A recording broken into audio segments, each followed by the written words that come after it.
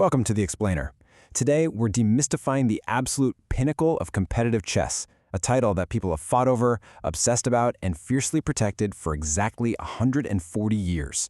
If you've ever wondered how one single person manages to rise above literally millions of players to become the undisputed grandmaster of the globe, well, you're in the right place. Let's trace the ultimate path to the chess crown.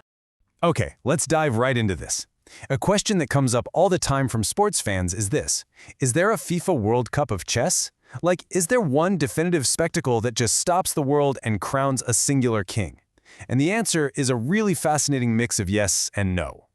See, while football gathers everyone together for a fun month-long festival, the chess ecosystem demands a journey that is incredibly drawn out, physically exhausting, and quite frankly, a much more brutal survival of the fittest. To really wrap your head around how the World Chess Championship works, you've kind of got to forget team sports entirely. Instead, think of championship boxing. You have a reigning champion just sitting comfortably at the top of the mountain. They don't fight in the daily trenches. Down below them, a pool of hungry, battle-tested challengers fight amongst themselves through these grueling qualification tournaments. Only the ultimate survivor of that absolute bloodbath earns the right to step into the ring, or in this case, sit at the board with the reigning champion. So becoming the world champion is a strict three-step survival of the fittest. It is a true gauntlet. It kicks off with massive qualifying events, narrows down to an incredibly exclusive candidates tournament, and then it culminates in a one-on-one World Chess Championship match. You cannot skip a step. You can't buy your way in. You literally have to fight your way through every single phase of the cycle.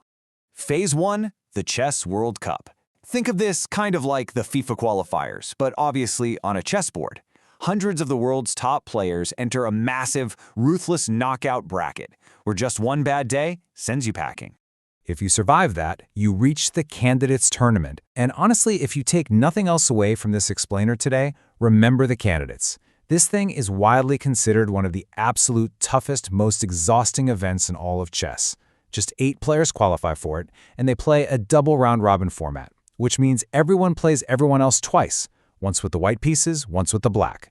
It's a marathon of pure mental endurance, all to answer one single question: who gets to challenge the world champion, because only the winner advances? Which brings us to the final boss battle, the World Chess Championship match.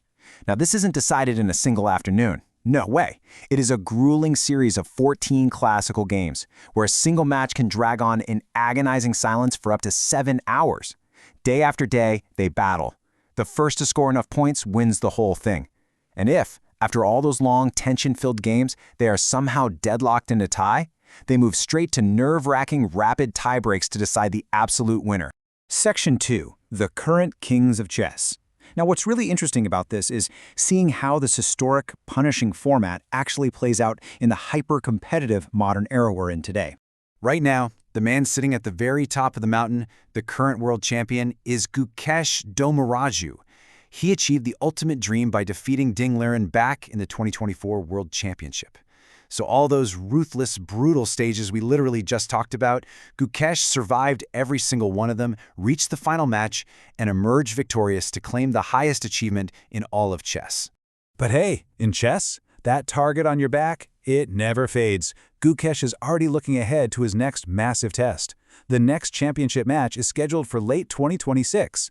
Gukesh is going to be defending his title against the incredible Jawakhar Sindarov, who secured his spot by winning the grueling 2026 Candidates Tournament. Let me tell you, this late 2026 clash is exactly what the entire chess world is waiting for. Section 3, the Hall of Chess Legends. Because to really understand the immense weight of this crown, we have to look back at the incredible 140-year lineage of intellectual giants who have actually conquered this path before. It all begins way back in 1886 with Wilhelm Steinitz, the very first official champion.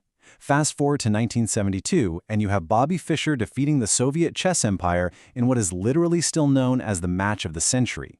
Then comes Garry Kasparov, the dominator, who held this crazy vice grip on the chess world from the 1980s well into the 2000s. We see Viswanathan Anand, India's legend, who inspired millions, holding the title from 2007 to 2013. And, of course, the modern era belonged to Magnus Carlsen from 2013 to 2023. Amazingly, Carlsen never actually lost a world championship match. He simply chose not to defend the title in 2023. basically stepping aside and opening the door for the current era. Section 4. The expanding chess universe. Because today, classical chess is definitely no longer the only battleground for global supremacy. And this brilliantly illustrates how the whole ecosystem is set up. You see, the World Chess Championship decides the best individual player through that strict champion versus challenger match. But the Chess Olympiad, that decides the strongest overall chess nation. It's exactly like the Olympics where countries send their best teams to compete for national glory.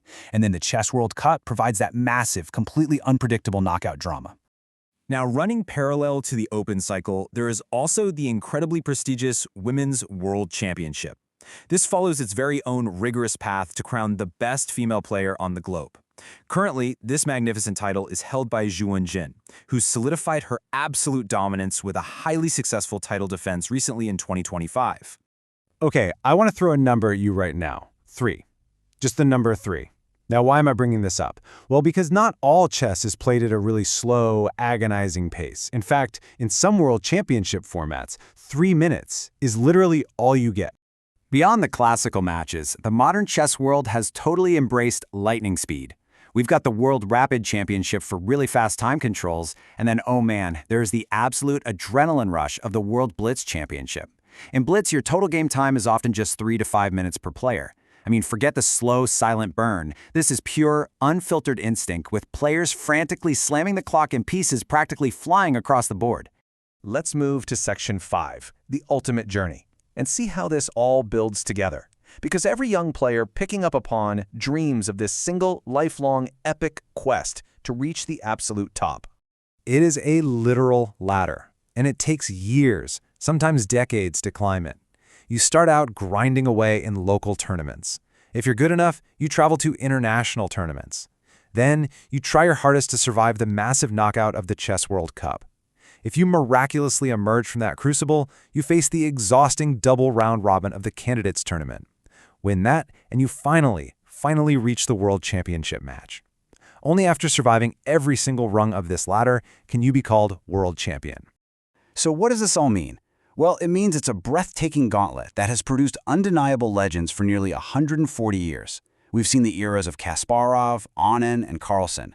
Now we're watching Gukesh prepare to defend his crown against Sindarov in 2026. With the game evolving faster than ever and all these new prodigies mastering the board, we really have to ask, with this incredible 140-year legacy behind us, who has the endurance, the genius, and the sheer willpower to dominate the next era of chess? Thank you so much for joining me on this explainer, and definitely keep your eyes on the board. Please like, subscribe and share to chess lovers for more such chess content.